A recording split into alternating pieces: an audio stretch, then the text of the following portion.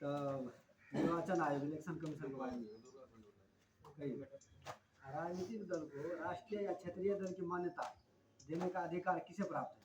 निर्वाचन आयोग या चुनाव आयोग। भारत के मुख्य निर्वाचन आयुक्त की पदावधि क्या है? 6 वर्ष या 65 वर्ष की आयु, जो भी पहले पूरा हो। भारत के मुख्य निर्वाचन आयुक्त की पदावधि क्या है? 6 वर्ष या 65 वर्ष, जो भी पहले पूरा हो। भारत के मुख्य चुनाव आयुक्त को किसके द्वारा नियुक्त किया जाता है? राष्ट्रपति के द्वारा। संविधान के किस अनुच्छेद के अंतर्गत भारत के निर्वाचन आयोग का प्रावधान किया गया है? अनुच्छेद 324 के अंतर्गत। मतलब निर्वाचन आयोग का प्रावधान अनुच्छेद 324 के अंतर्गत। कौन से संविधान संशोधन के तहत मतदान की आयु 21 वर्ष से घटाकर 18 वर्ष कर दी गई है? 61वें संविधान संशोधन अधिनियम 1989 के अंतर्गत मतदान की न्यूनतम आयु 21 वर्ष से घटाकर 18 वर्ष कर दी गई है। मुख्य चुनाव आयुक्त को किस प्रकार उसके पद से हटाया जा सकता है? संसद के दोनों सदस्यों के 2/3 बहुमत से प्रमाणित कदाचार के आधार पर मुख्य चुनाव आयुक्त को किस प्रकार उसके पद से हटाया जा सकता है? संसद के दोनों सदनों के सदस्यों द्वारा 2/3 बहुमत से प्रमाणित कदाचार के आधार पर। राष्ट्रपति का चुनाव किसके द्वारा संचालित किया जाता है? भारतीय निर्वाचन आयोग द्वारा। निर्वाचन आयोग गणेश कुमार 26वें स्थान पर। आंतरिक दलीय लोकतंत्र का उपयोग कहाँ होता है? दल के आंतरिक चुनाव हेतु जो दल के पदाधिकारियों के चयन हेतु समय समय पर होता है। आंतरिक दलीय लोकतंत्र का उपयोग कहाँ होता है? जो दल के आंतरिक चुनाव हेतु दल के पदाधिकारियों के चयन हेतु समय समय पर होता है। सांसदों की अयोग्यता संबंधी विवाद पर कौन निर्णय देता है? निर्वाचन आयोग के परामर्श से राष्ट्रपति। सांसदों की अयोग्यता संबंधी विवाद पर कौन निर्णय देता है? निर्वाचन आयोग के परामर्श से राष्ट्रपति। संसद द्वारा किस व्यक्ति को चुनाव लड़ने के लिए अयोग्य करार दिया जाता है?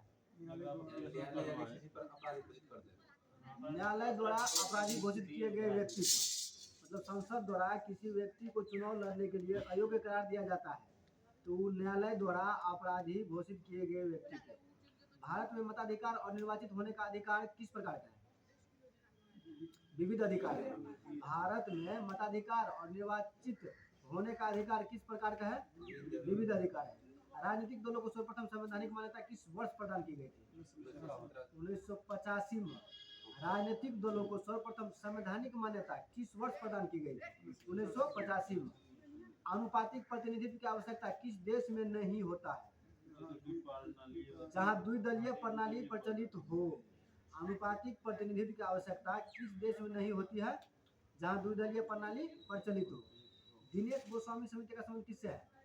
लोकसभा चुनाव सरकारी वित्तीयन से। लोकसभा चुनाव के सरकारी वित्तीयन से दिनेश गोस्वामी समिति का संबंध किससे है?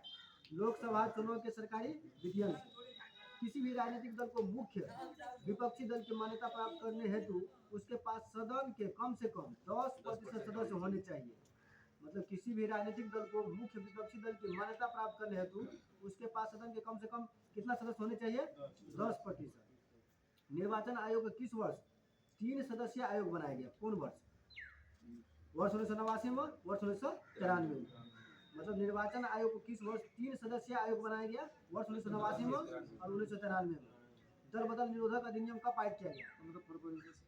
15 फरवरी 1985। दल बदल निरोधक अधिनियम कब पारित किया गया? 15 फरवरी 1985 को। हाँ, दल बदल विरोधी अधिनियम 10वीं अनुसूची में।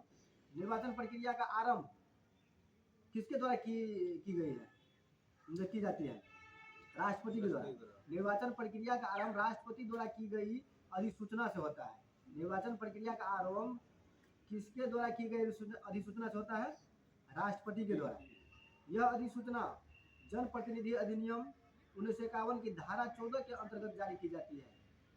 निर्वाचन प्रक्रिया है ना, जनप्रतिनिधित्व अधिनियम 1951 की धारा 14 के अंतर्गत जारी की जाती है। संसद तथा राज्य मंडलों के चुनाव का संचालन किसके द्वारा किया जाता है? निर्वाचन आयोग द्वारा। संसद तथा राज्य मंडलों के चुनाव का संचालन किसके द्वारा किया जाता है? निर्वाचन आयोग द्वारा। 324 कथी छे? 324 में कथी करल जाए? निर्वाचन आयोग को।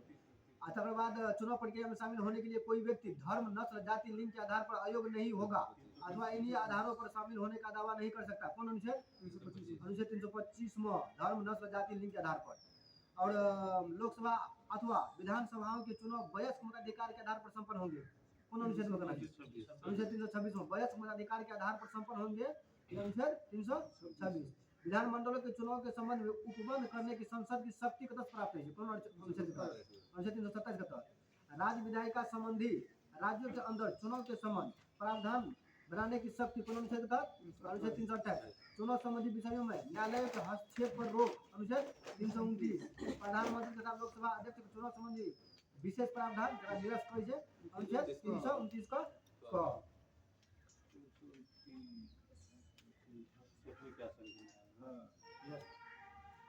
प्रमुख आयोग इम्पोर्टेड कमीशन राष्ट्रीय मानवाधिकार आयोग अधिनियम कई तक कहिया भेल है? राष्ट्रीय मानवाधिकार आयोग अधिनियम 1993 के अनुसार किसे इस आयोग का अध्यक्ष बनाया जा चुका है? उच्चतम न्यायालय के सेवानिवृत्त मुख्य न्यायाधीश अथवा सेवानिवृत्त न्यायाधीश। मतलब राष्ट्रीय मानवाधिकार आयोग अधिनियम 1993 के अनुसार किसे इस आयोग का अध्यक्ष बनाया जा सकता है? उच्चतम न्यायालय के सेवानिवृत्त मुख्य न्यायाधीश अथवा सेवानिवृत्त न्यायाधीश। भारत में सर्वप्रथम लोक सेवा आयोग की स्थापना किस अधिनियम के द्वारा की गई थी?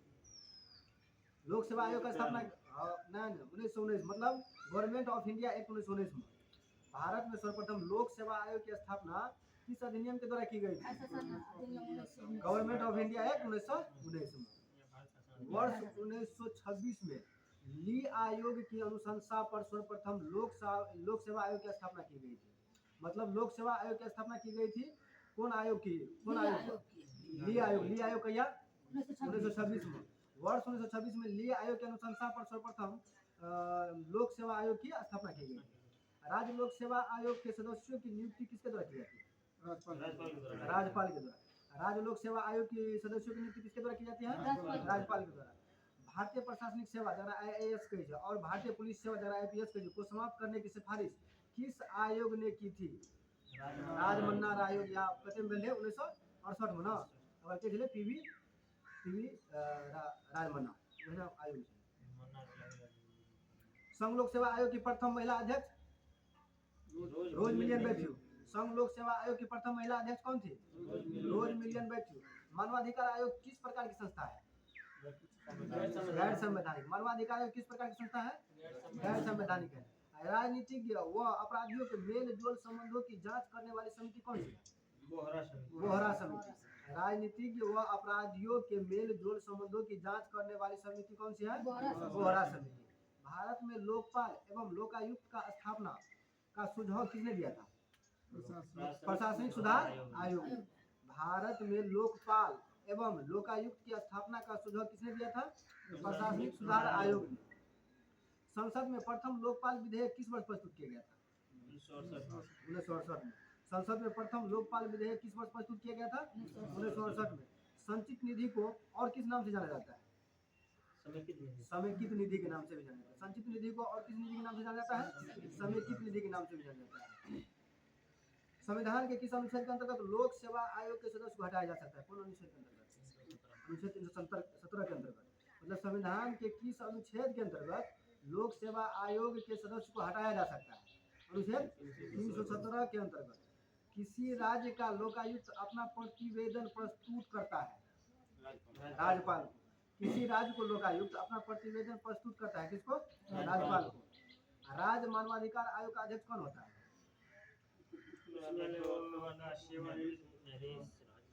उच्च न्यायालय का सेवानिवृत्त मुख्य न्यायाधीश। मतलब राज्य मानवाधिकार आयोग का अध्यक्ष कौन होता है? उच्च न्यायालय का सेवानिवृत्त मुख्य न्यायाधीश। उत्तर प्रदेश लोक सेवा आयोग UPPSC के वे किस निधि पर भारित होता है? राज्य के संचित निधि पर। उत्तर प्रदेश लोक सेवा आयोग के वे की निधि किस पर भारित होता है? राज्य की संचित निधि पर। लोक सेवा आयोग में एक अध्यक्ष के अतिरिक्त कितने अन्य सदस्य होते हैं? 10 अन्य सदस्य होते हैं। लोक सेवा आयोग में एक अध्यक्ष के अतिरिक्त कितने अन्य सदस्य होते हैं? 10। लोकपाल संस्था में अध्यक्ष के अतिरिक्त 8 अन्य सदस्य की नियुक्ति होती है जिनका कार्यकाल कितना होता है? 5 साल। लोकपाल संस्था में अध्यक्ष के अतिरिक्त 8 अन्य सदस्य की नियुक्ति होती है जिनका कार्यकाल कितना होता है? 5 वर्ष होता है। भारत के प्रथम लोकपाल की नियुक्ति नहीं होती। 23 मार्च 2019 को राष्ट्रपति द्वारा सर्वोच्च न्यायालय के सेवानिवृत्त न्यायाधीश पिनाकी चंद्र घोष को भारत का प्रथम लोकपाल नियुक्त किया गया। इनका चयन प्रधानमंत्री नरेंद्र मोदी की अध्यक्षता वाली एक चयन समिति द्वारा किया गया है, जिसमें सर्वोच्च न्यायालय के मुख्य न्यायाधीश रंजन गोगोई, लोकसभा अध्यक्ष सुमित्रा महाजन तथा एक प्रख्यात न्यायविद मुकुल रोहतगी सम्मिलित है।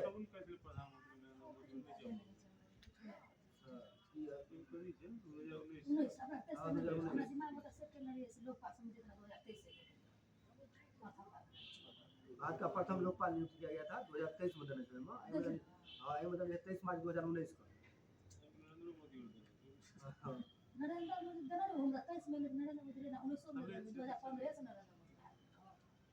अन्य पिछड़ा वर्ग ओबीसी जगह कहिए, अन्य पिछड़ा वर्ग के उप श्रेणी क्रम हेतु रोहिणी आयोग का गठन कहिया भेल?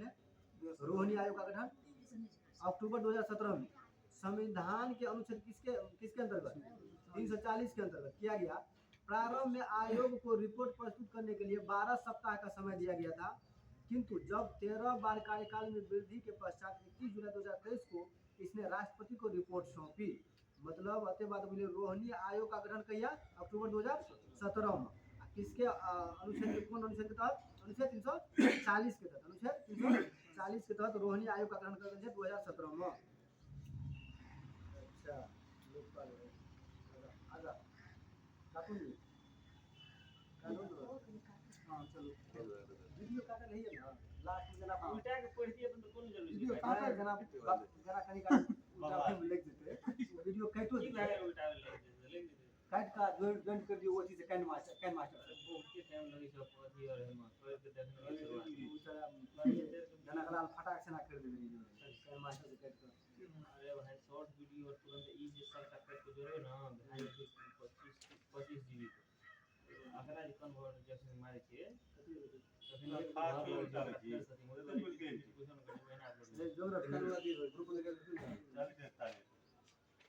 वो नहीं याद रहे आपको सोचे भी में आप आपको बहुत विषय देते हैं जो विषय लोग तो पन्ना याद कर लीजिए कौन कौन वाला चीज याद के दिमाग ना अते चला 40 ना हां है ना 5 बेर उठे मन ठंडा है इंडियन ज्योग्राफी में 40 से 40 चुपचाप चल दियो अखन उठे के जरूरी नहीं छे हमरा तुरंत पेज नंबर के जाब हमरा मालूम नहीं मारो स्टार्ट अच्छा मारो नीचे करो।